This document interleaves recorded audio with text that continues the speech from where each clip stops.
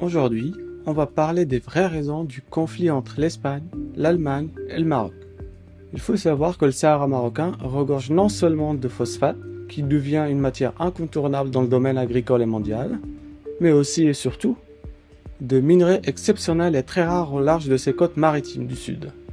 Tous ces minerais se retrouvent sur la surface du mont Tropique, un ancien volcan vieux de 119 millions d'années et qui est devenu aujourd'hui l'endroit le plus riche et le plus convoité au monde par les plus grandes puissances. Cette imposante montagne marine de 3000 mètres de hauteur, située à 1000 mètres de profondeur, se situe à 290 miles marins des côtes marocaines. Les analyses montrent que la croûte extérieure de cette montagne est composée de tellure pure à 98%. Cette quantité serait supérieure de 50 000 fois à celle de tous les dépôts qui existaient sur Terre jusqu'à maintenant. Cette quantité suffirait à elle seule à équiper plus de 250 millions de voitures électriques. Ce minerai est aussi indispensable à l'élaboration de cellules photovoltaïques. D'après des chercheurs britanniques qui ont étudié la chose, le gisement serait estimé à plus de 6000 tonnes et serait le plus grand au monde, soit plus de 25% des réserves mondiales connues. En plus, cette montagne sous-marine abriterait suffisamment de cobalt pour construire plus de 250 millions de voitures électriques, ce qui représenterait actuellement 50 fois la flotte mondiale de ce type de véhicules. C'est d'ailleurs ce qui a poussé l'Union européenne à considérer formellement ces minerais comme des matières premières hautement stratégiques.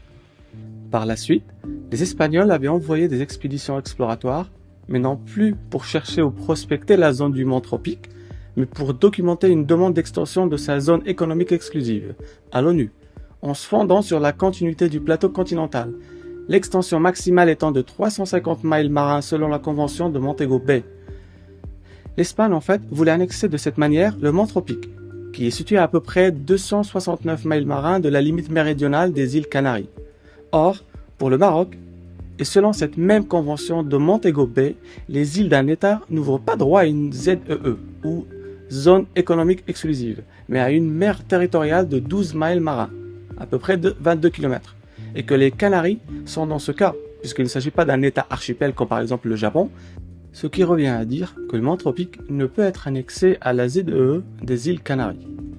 Devant cette offensive espagnole, le Maroc avait décidé de réagir rapidement pour fixer définitivement ses frontières maritimes en conformité avec le droit maritime international. C'est ainsi qu'en 2019, la Commission des affaires étrangères, de la défense nationale, des affaires islamiques et des Marocains résidant à l'étranger du Parlement marocain a adopté 2 lois sur les frontières maritimes, fixant jusqu'à 200 miles marins la zone économique exclusive du royaume, face à ses côtes, y compris celle de son Sahara. Ce qui revient à dire que le mont Tropique se trouve désormais dans la zone maritime marocaine et non plus espagnole. C'est d'ailleurs ce qui a poussé le ministre espagnol des Affaires étrangères à rappeler à cette époque que la délimitation des eaux de, entre parenthèses, pays voisins, devait se faire dans le cadre du respect de la Convention sur le droit de la mer, mais aussi par accord mutuel, bien entendu. Mais le Maroc a été plus rapide et s'est montré intransigeant sur ces domaines maritimes en conformité avec le droit international. D'ailleurs, c'est son droit.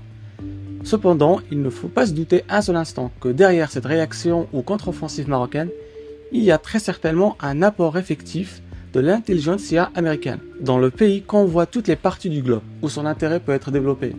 Le Maroc à ce titre, et avec cette richesse minière, n'allait pas passer inaperçu.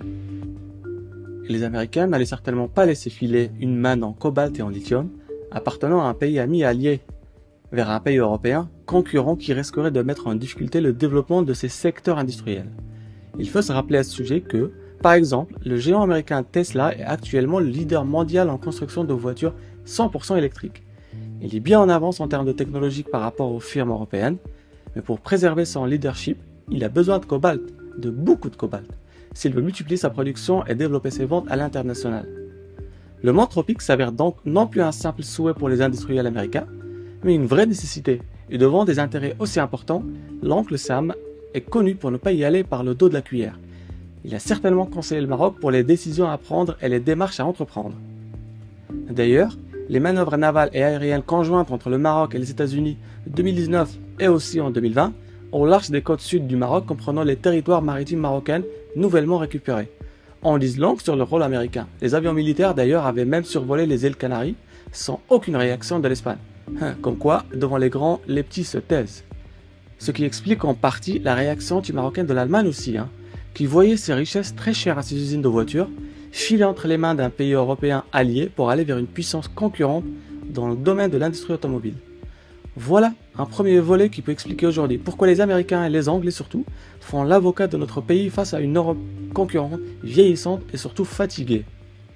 C'est pourquoi aussi les États-Unis ont intérêt à reconnaître la marocanité du Sahara pour pouvoir exploiter ultérieurement avec le Maroc le mont tropique de manière tout à fait légale et incontestable. Voilà pourquoi aussi la mafia hispano-algérienne voulait à tout prix prendre au Maroc ses territoires du sud, dans le but d'avoir accès sur l'océan Atlantique et pouvoir réclamer le droit sur ses richesses maritimes. Bon, pour l'Algérie, il y a aussi le fait qu'ils souhaitent transiter leurs ressources par l'Atlantique. C'est plus proche que la côte méditerranéenne. Enfin, l'Algérie aura tout perdu d'ailleurs et continuera à perdre toutes ses cartes face à un Maroc qui a damé ses pions en s'alliant aux Américains, Anglais et Israéliens, au lieu de continuer à compter uniquement sur ses accords économiques avec l'Union européenne qui ne servent plus à rien.